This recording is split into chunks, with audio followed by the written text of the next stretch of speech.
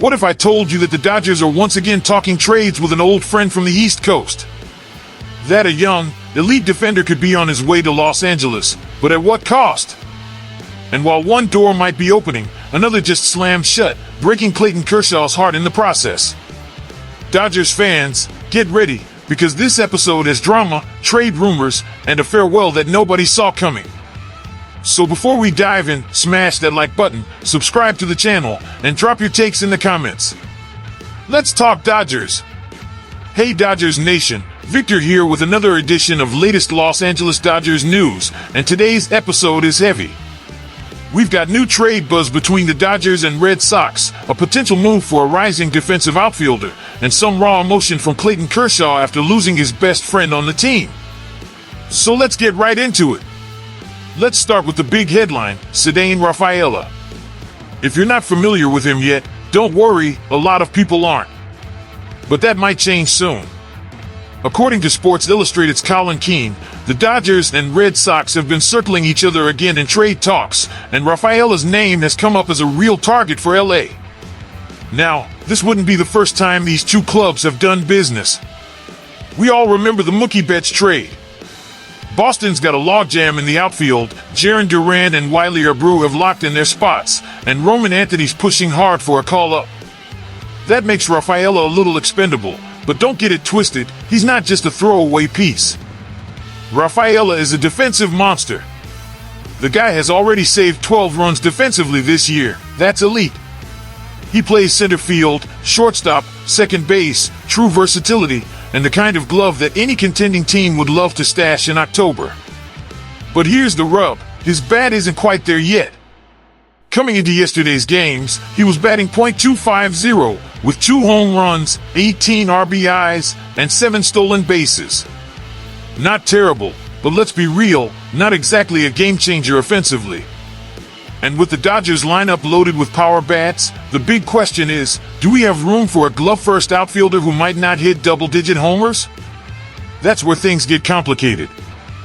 Bleacher Report's Joel Reuter said it best, even with Andy Paez breaking out, the Dodgers could definitely use another outfielder. And he's right. Especially now that Teoscar Hernandez is on the injured list with a groin strain, and let's be honest, Chris Taylor, James Outman, and Miguel Vargas have been total non-factors lately. All three of those guys are hitting below league average, and Taylor's $15 million salary is weighing down the bench. Outman's still young, sure, but he's regressed hard this season, and at this point, sending him down or flipping him in a trade could be the best option. So who goes if Raphaela comes in? You'd think Taylor might be the odd man out, but his salary makes him almost untradeable. Same for Vargas, he's not producing, and teams know it. But James Outman? That's a name other GMs could get behind.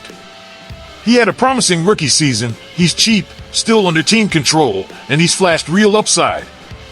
If the Dodgers are looking to swing a deal, Outman might be the guy they dangle. But would you do that, Dodgers fans? Would you send Outman to Boston for a guy whose ceiling might just be a lead defender who hits 8th? That's the debate, right? Let's not forget, this team just put up 19 runs against the A's. When LA is healthy, they rake. And the front office knows it. So maybe they hold out for someone with more pop or a more proven hitter. But if the goal is run prevention and positional flexibility, Raphaela makes a lot of sense. Alright, now let's shift gears to a story that really hit hard in the clubhouse. Clayton Kershaw, franchise legend, Hall of Famer, and the emotional core of this Dodgers team, had to say goodbye to his best friend on the roster. Austin Barnes was released this week to make room for top-catching prospect Dalton Rushing, who made his MLB debut against the A's. This wasn't just any roster move. This was personal. Kershaw and Barnes have been tight for years. Barnes caught almost all of Kershaw's playoff starts, including during the magical 2020 World Series run. He was more than just a backup, he was Kershaw's comfort zone behind the plate. When asked about the move, Kershaw said something that really stuck with me. Everybody was surprised. Barnes is one of my best friends, on and off the field. You won't find a guy who competes harder. He's come through for us in some huge moments. And he's right. people forget how clutch Barnes has been in October. No, he's not an offensive threat anymore. Let's be real. He's been almost automatic out at the plate this season. But still, he was our guy. And clearly, Kershaw's guy. Now, some fans are saying it was time.